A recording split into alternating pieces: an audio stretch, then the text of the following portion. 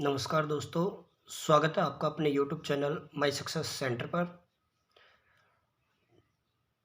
जैसा कि हमने पिछली वीडियो के अंदर पढ़ा था कि हम प्रोबेबिलिटी के अंदर बेस थ्योरम निकालना सीख रहे थे। तो बेस थ्योरम के बेस पे हमने एक या दो एग्जांपल किए थे। आज हम देखेंगे कि रैंडम वेरिएबल होता है, उसको कैसे फाइंड करते हैं, उसकी प्रोबेबिलिटी कैसे फाइंड करते हैं अगर हमारे पास कोई भी एक रैंडम वेरिएबल हो। तो रैंडम वेरिएबल होता है, उसके अंदर हमारे पास दो तरह के वेरिएबल्स आते हैं। एक होता है हमारे पास डिस्क्रीट रैंडम वेरिएबल और सेकंड होता है हमारे पास कॉन्टिन्यूस। हमारे पास दो तरह के रैंडम वेरिएबल होते हैं, डिस्क्रीट रैंडम वेरिएबल और continuous random variable. Discrete random variable कौन सा होता है? जिसके अंदर हमारे पास जो वैल्यू होंगी वेरिएबल्स की वो क्या होंगी? फाइनाइट होंगी। इसके अंदर हमारे पास क्या होती है? फाइनाइट वैल्यू होती है। और जो सेकंड बचा हमारे पास कंटिन्यूस रैंडम वेरिएबल, ये कहते हैं इसके अंदर हमारे पास वैल्यू तो फाइनाइट होंगी लेकिन एक लिमिट के अंदर होंगी। जैसे कि हमारे पास कोई इंटरवल दे दिया, उस इंटरवल के अंदर की जो वैल्यू होंगी वो हमारी क्या होंगी? Continuous random variable. एक कोई इंटरवल दिया होगा, उनके बीच की जो भी वैल्यू होंगी वो हमारी क्या होंगी? Continuous random variable. जैसे कि हमारे पास हम क्या करेंगे इसके अंदर कि हमारे पास जो रैंडम वेरिएबल है उसको हम लेट करके चलते कि जो एक्स है वो हमारा क्या है? एक रैंडम वेरिएबल है। तो इसकी कोई भी वैल्यू हो सकती है, फाइनाइट वैल्यू। जैसे हम मान के चलिए कि भाई x1, x2, x3, x4 up to xn जो है वो इसके अंदर क्या है? फाइनाइट वैल्यू है। अब जो उसके बाद हमें क्या करना है? हमें इसके रेस्पेक्टिव प्रोबेबिलिटी निकालनी है। तो प्रोबेबिलिटी ऑफ किसके रेस्पेक्ट में? रैंडम वेरिएबल की। तो प्रोबेबिलिटी सभी वैल्यू के ऊपर निकलेगी फिर हमारी। तो वो कैसे हो जाएगी? x1 के ऊपर निकालेंगे तो प्रोबेबिलिटी ऑफ x1, 2 के ऊपर निकालेंगे तो प्रोबेबिलिटी ऑफ x2, थर्ड के ऊपर निकालेंगे थर्ड पॉइंट पे तो probability of x3, up to कहाँ तक? xn तक निकालें तो प्रोबेबिलिटी ऑफ xn। तो यहाँ पे जो हमारे पास जो प्रोबेबिलिटी आई है इन सभी का जो सम है वो क्या होगा हमारा? क्योंकि इवेंट हमारी एक ही थी, सॉरी एक्सपेरिमेंट एक ही था, उसके ऊपर होने वाली इवेंट्स थी ये हमारे पास xn था। और एक ही प्रोबेबिलिटी के अंदर उसके अंदर जो भी जितनी भी इवेंट्स ऑर्गेनाइज होती हैं, जितनी भी इवेंट्स आकर्स होती है, उन सभी की प्रोबेबिलिटी होती है, उन सभी का जो सम आता है वो हमारा क्या होता है? 1 होता है। Probability of x1 plus x2 plus x3 up to xn, इन सभी का जो प्लस आएगा वो कितना होगा हमारा? 1 होगा। अब जैसे कि हम इसे एक एग्जांपल के थ्रू समझने का प्रयास करते हैं, कोशिश करते हैं कि हमारे पास जो क्वेश्चन है वो दे रखा है, फाइंड द प्रोबेबिलिटी डिस्ट्रीब्यूशन, कि हमें प्रोबेबिलिटी निकालनी है किसकी? Of the numbers of head in 3 tosses of coin. 3 tosses of a coin, कि हमें प्रोबेबिलिटी निकालनी है किसकी? हमें नंबर ऑफ हेड्स की प्रोबेबिलिटी निकालनी है कि हेड कितने आ सकते हैं इन 3 टॉसेस ऑफ ए कॉइन। एक सिक्के को 3 बार उछालेंगे तब। अब देखो एक सिक्का है, सिक्के को 3 बार उछालेंगे तो इसका मतलब हमारे पास टोटल केस कितने बनेंगे? नंबर ऑफ टोटल केस कितने हो जाएंगे हमारे पास? 8। कौन कौन से होंगे? हो सकता है तीनों के तीनों हेड आ जाएं, या फिर पहले दोनों पे हेड आ जाए एक टेल आ जाए, या ऐसा भी हो सकता है कि पहले हेड फिर सेकंड पे टेल और थर्ड पे हेड आ जाए, या फिर ऐसा हो सकता है कि टेल पहले केस में आ जाए बाकी दोनों केस में हेड, या फिर ऐसा हो सकता है कि तीनों के तीनों ही टेल आ जाए, पहले 2 टॉस पे टेल आ जाए और थर्ड पे हेड, या फिर पहले टॉस पे टेल सेकंड पे हेड और थर्ड पे टेल आ जाए, या फिर ऐसा भी हो सकता है कि हेड पहले आ जाए और बाकी दोनों टॉस पे टेल आ जाए। तो हमारे पास ये जो केस आए हैं, ये कितने केस हैं हमारे पास? 8 केस हैं, यानी कि टोटल नंबर ऑफ केस कितने हो गए? 8। अब हमें तो निकालना है कि नंबर ऑफ हेड्स। तो हमारे पास जो रैंडम वेरिएबल है, रैंडम वेरिएबल हमारा क्या होगा? x। तो अब हमें इसके ऊपर चेक करना। अब देखो x तो रैंडम वेरिएबल हो गया, उसके रेस्पेक्टिव में हमें क्या निकालनी पड़ेगी? प्रोबेबिलिटी निकालनी पड़ेगी। अब जो रैंडम वेरिएबल x है उसके अंदर ऐसा भी तो हो सकता है कि भाई हेड एक भी ना आए, एक भी नहीं आएगा, इसका मतलब x1 है उसकी वैल्यू कितनी हो जाएगी हमारे पास? 0। ऐसा भी हो सकता है कि भाई एक हेड आ जाए तो सेकंड इवेंट आ गई हमारे पास, एक हेड आ सकता है। दूसरा हो सकता है कि भाई एक 2 हेड आ जाएं, 2 हेड भी आ सकते हैं, या फिर ये भी हो सकता है कि भाई तीनों के तीनों ही हेड आ जाएं। 3 से ज़्यादा तो आएंगे नहीं, क्यों? क्योंकि हमने सिक्के को 3 बार ही उछाला है, तो मैक्सिमम 3 हेड आ सकते हैं। तो यानी कि हमारे पास केस है वो कितने बन गए? 4 केस। एक कि भाई हमारे पास एक बार भी हेड ना आए, एक बार हेड आ जाए, 2 बार हेड आ जाए, या फिर 3 बार हेड आ जाए। तो हम पहले चेक करते हैं कि x1 यानी कि एक बार भी हेड ना आए, तो हमें प्रोबेबिलिटी निकालनी है कब? जब x की वैल्यू क्या होगी? 0, एक बार भी हेड नहीं आए। तो अब देखो इसमें कितने केस ऐसे हैं जिन पे एक बार भी हेड नहीं आ रहा है। तो अभी चेक करते हैं, इसमें भी एक बार, इसमें 3 बार हेड है, इसमें 2 बार हेड आ रहा है, इसमें भी 2 बार हेड आ रहा है, इसमें भी 2 बार हेड आ रहा है। लेकिन ये जो केस है हमारा, इसके अंदर क्या है? एक बार भी हेड नहीं आ रहा है। तो यानी कि कौन सा केस बना हमारे पास? टेल, टेल और टेल का। इसमें हमारे पास एक बार भी हेड नहीं है, तो इसका मतलब फेवरेबल केस कितने हो गए हमारे पास? 1, और टोटल केस कितने हमारे पास? 8। तो जो इसकी तो जो हमारे पास प्रोबेबिलिटी है x इक्वल्स टू 0, इसकी प्रोबेबिलिटी कितनी आ गई? एक भी ऐड नहीं है इस पर, 1/8। सेकेंड केस क्या हो सकता है कि भाई पॉसिबल हो कि एक ही हेड आए, सिर्फ एक ही हेड आना चाहिए, ना तो एक से ज़्यादा ना एक से कम।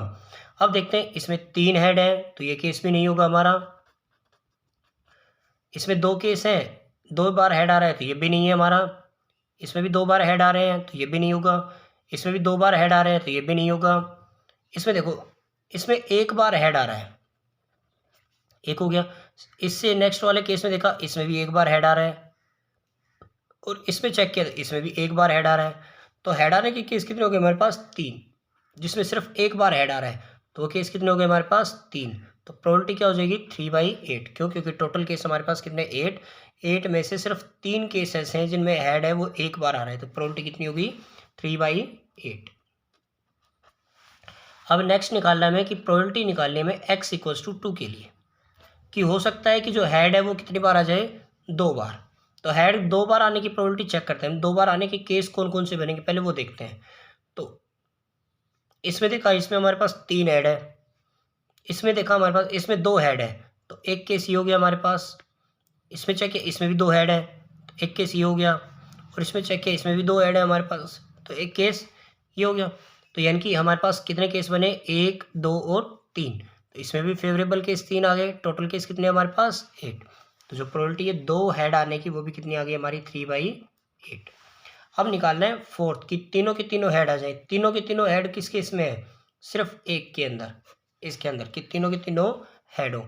तो प्रोबेबिलिटी निकालनी है हमें तीनों के तीनों हेड होने की, तो वो कितने केस में? एक के अंदर। टोटल केस कितने बनेंगे हमारे पास? 8।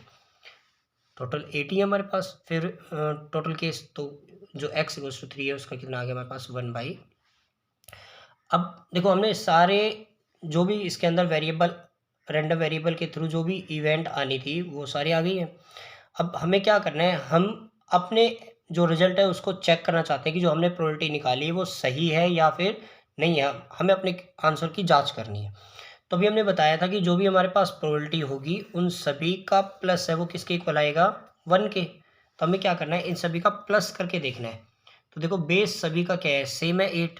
तो हम क्या कर देंगे, डायरेक्ट ऐड करेंगे। 3 + 3 6, 7 और 8। तो जो टोटल सम आएगा वो कितना आएगा? 8/8। तो 8 से 8 कैंसिल, कितना बचा हमारे पास? 1। यानी कि प्रोबेबिलिटी का सम कितना आ रहा है हमारे पास? 1। इट मीन्स जो हमारा आंसर है वो क्या है? सही है। तो हम एक और क्वेश्चन है वो इसके ऊपर ट्राई करके देखते हैं।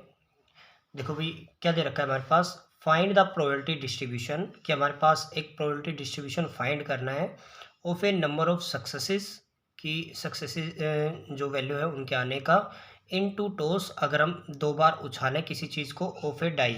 तो यहाँ पे क्या चीज़ उछाली गई है हमारे पास? एक पासा उछाला गया है, die. Where a success is defined as, दो जो सक्सेस है उसको क्या बताया गया है यहाँ पे? ए नंबर ग्रेटर देन 4, कि 4 से बड़ा एक नंबर आना चाहिए।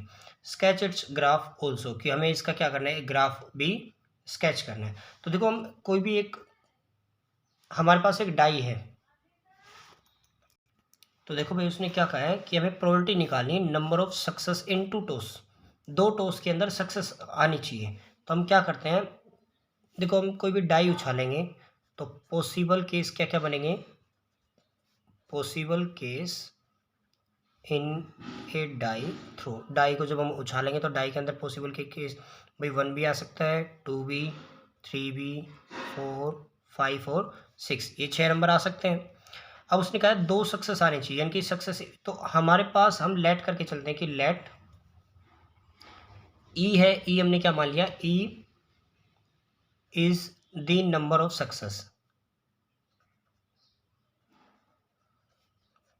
यानी कि ये ई हमारा क्या हो गया, रैंडम वेरिएबल हो गया, E is the number of success.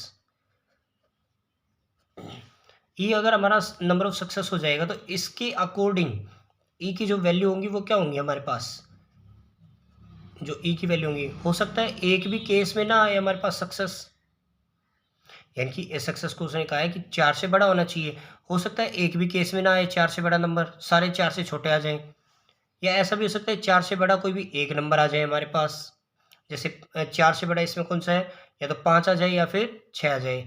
दूसरा हो सकता है कि भाई दोनों के दोनों ही 4 से बड़े आ जाएं, यानी कि 5 भी आ जाए और 6 भी आ जाए, तो ये हमारे पास क्या हो गए, सक्सेस के आ गए। तो उसके बाद हम निकालते हैं कि भाई सक्सेस किस किस में जो 4 से बड़े हैं उनके आने की प्रोबेबिलिटी निकालते हैं। तो ग्रेटर देन 4, 4 से बड़े आने की, 4 से बड़े आने वाले नंबर कौन कौन से हमारे पास, एक 5 है और एक 6 है, तो हमने इसको नाम दे दिया कि ये प्रोबेबिलिटी होगी हमारी E1 की, E1 हमारी इवेंट होगी, let E1 is the event that is greater than 4, जो 4 को 4 से बड़े जो भी नंबर होंगे उनको डिनोट करती है, तो उसकी प्रोबेबिलिटी कितनी हो जाएगी, 5 और 6 कितने, 2 ही केस है हमारे पास, तो फेवरेबल केस हो गए 2, टोटल केस कितने बने हमारे पास, 1 2 3 4 5 6, 6, तो ये कितने हो गए 6, तो प्रोबेबिलिटी कितनी आ गई हमारे पास 1/3। सेकंड हमने मान लिया कि हो सकता है ग्रेटर की बजाय ना भी आए, इससे छोटे आ जाएं, तो हमने E2 इवेंट मान ली, वो क्या हो जाएगी लेस देन 4, 4 से छोटे भी आ सकते हैं। अब 4 से छोटे कौन कौन से नंबर है, 1 है, 2 है और 3 है, तो यानी कि हमारे पास इसकी प्रोबेबिलिटी कितनी हो जाएगी, प्रोबेबिलिटी ऑफ E2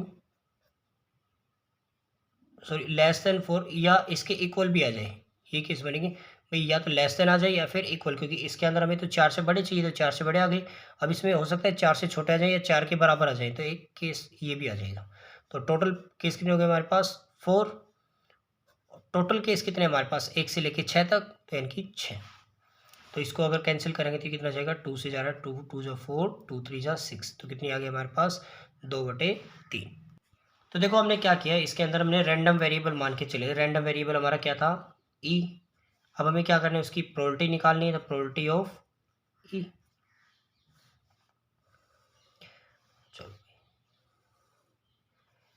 अब देखो केस क्या क्या बने थे कि एक भी सक्सेस ना आए, इसका मतलब क्या है कि x1 हमारा कितना हो गया 0, एक भी सक्सेस ना बने।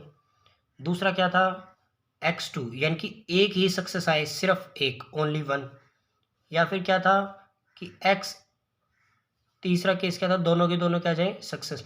अब डाई को 2 बार उछाला गया है तो 2 ही, ज़्यादा से ज़्यादा 2 ही आ सकते हैं, तो हमारे पास x1 हो गया 0, x2 हो गया 1 और x3 कितना हो गया हमारे पास 2। अब देखो 0 के केस में निकालते हैं, जब प्रोबेबिलिटी ऑफ ई और उसकी वैल्यू क्या होगी 0 होगी, तो 0 होगी, इसका मतलब एक भी सक्सेस नहीं आना चाहिए। तो देखो सक्सेस 4 से बड़े का इसने, where a success is defined as a number greater than 4, 4 से बड़ा होगा तभी हमारा क्या होगा सक्सेस माना जाएगा, तो इसका मतलब एक भी सक्सेस नहीं है, नहीं है इसका मतलब क्या होगा, नंबर है वो 4 से छोटे होंगे, तो 4 से छोटे होने या 4 के बराबर आने की प्रोबेबिलिटी कितनी है हमारे पास 2/3, तो ऐसा हो सकता है कि दोनों के दोनों बार है वो क्या आ जाए E2 आ जाए, प्रोबेबिलिटी ऑफ E2, और सेकंड टॉस में भी क्या आ जाए प्रोबेबिलिटी ऑफ E2, भाई पहले उछाला तब भी ये आ गई और दूसरी बार उछाला तब भी यही आ गई, तो इसमें प्रोबेबिलिटी ऑफ E2 कितनी है हमारे पास 2/3, सेकंड केस में भी कितनी है 2/3, तो जो वैल्यू हो जाएगी वो कितनी हो जाएगी हमारी 4/9, कि एक भी केस में सक्सेस ना आए उसकी प्रोबेबिलिटी हमारे पास कितनी आ गई 4/9। अब हम चेक करते हैं कि हो सकता है कि एक बार सक्सेस आ जाए, प्रोबेबिलिटी E = 1, एक बार सक्सेस आ जाए, तो एक बार सक्सेस आने का मतलब क्या है कि भाई हो सकता है पहले तो प्रोबेबिलिटी, यानी कि पहले तो सक्सेस आ जाए कि पहले 5 आ जाए और बाद में इनमें से कोई भी दूसरा नंबर आ जाए, तो सेकंड केस में क्या बनेगा फिर E2। या ऐसा भी हो सकता है कि पहले E2 आ जाए, यानी कि कोई भी छोटा नंबर आ जाए, और दूसरे केस में क्या आ जाए 4 से बड़ा। तो दो ही केस बनेंगे हमारे पास। तो ये दोनों के दोनों क्या हो गए भाई, जैसे हमने कोई डाई उछाली है, हो सकता है कि पहले तो 4 से बड़ा अंक आ जाए, 5 आ जाए पहले थ्रो के अंदर, और दूसरे में क्या आ जाए 4 से छोटा हो जाए।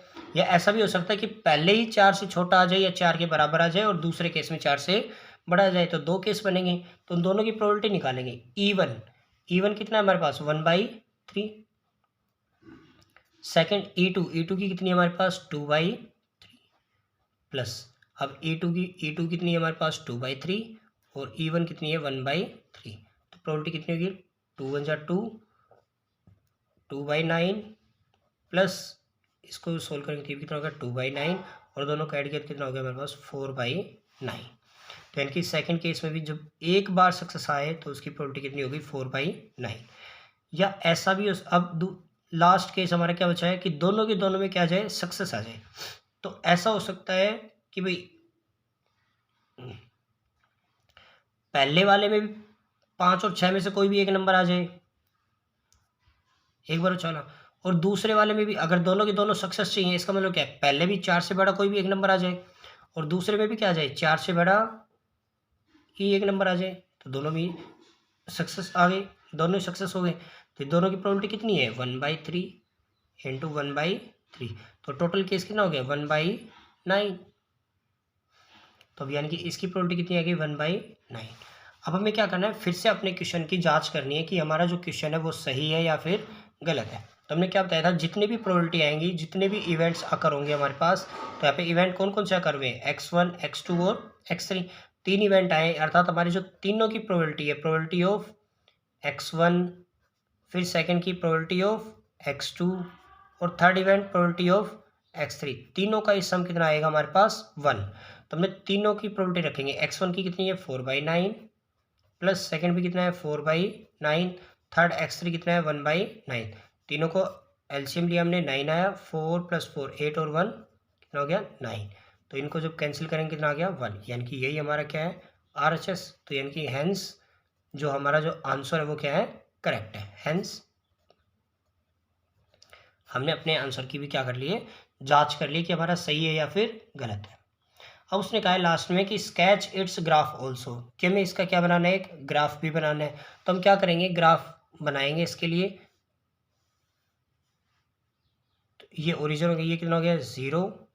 अब देखो सारी वैल्यू किसके अंदर है 4/9 4/9 1/9, तो इनको हम पॉइंट के अंदर डिनोट कर लेते हैं। पॉइंट में ये कितना बनेगा 0.44, ये भी कितना आएगा 0.44 अप्रोक्सीमेट, और ये कितना हो जाएगा 0.11। तब इनको पॉइंटों के अंदर रख लेते हैं। यहाँ पे हो गया 0.1, यहाँ पे हो गया 0.2, यहाँ पे हो गया 0.3, 0.4, और जो x1 x2 x3 की वैल्यू है उनको हम 1 और 2 के अंदर डिनोट कर लेते हैं। ये हो गया 1 2 3। तब इस ग्राफ को तो देखो हम ये जो वैल्यू है ये हमने क्या मानी, ये हमारी क्या किसकी वैल्यू है ई की, और ये जो वैल्यू आई है ये किसकी है probability of E, probability of E. अब फर्स्ट क्या कहा है कि एक्स जब हमारा 0 था तो 0 यहीं पे था, तो जो प्रोबेबिलिटी ऑफ ई यानी कि फर्स्ट एक्सपेरिमेंट है, फर्स्ट जो इवेंट आई है उसकी प्रोबेबिलिटी कितनी है 4/9, कितनी 0.44, तो 0.4 का है हमारा ये रहा, तो 0.44 अप्रोक्सीमेट यहाँ पे होगा, तो एक पॉइंट हो गया हमारा ये। तो जब 0 थी तब प्रोबेबिलिटी कहाँ बनेगी हमारी यहाँ पे इस पॉइंट पे। दूसरा है कि x2 कितना है 1, जब हमारी वैल्यू कितनी होगी 1 होगी, तब जो ग्राफ बनेगा वो हमारा कहाँ बनेगा 0.44, फिर से सेम, तो उसकी भी वैल्यू कहाँ होगी लगभग इसी के पास 1 के ऊपर। थर्ड पॉइंट क्या कहा है कि x3 जब 2 होगी तो हमारी जो वैल्यू वो कितनी होगी 0.11, तो जब हमारे पास x की वैल्यू 2 होगी तो 0.11 बिल्कुल 1 के 0.1 के पास। तो ये जो ग्राफ है ये हमारा क्या हो गया है ग्राफ हो गया है किसका हमारी इस प्रोबेबिलिटी डिस्ट्रीब्यूशन का। आई होप आपको ये क्वेश्चन समझ में आया होगा। Thanks for watching.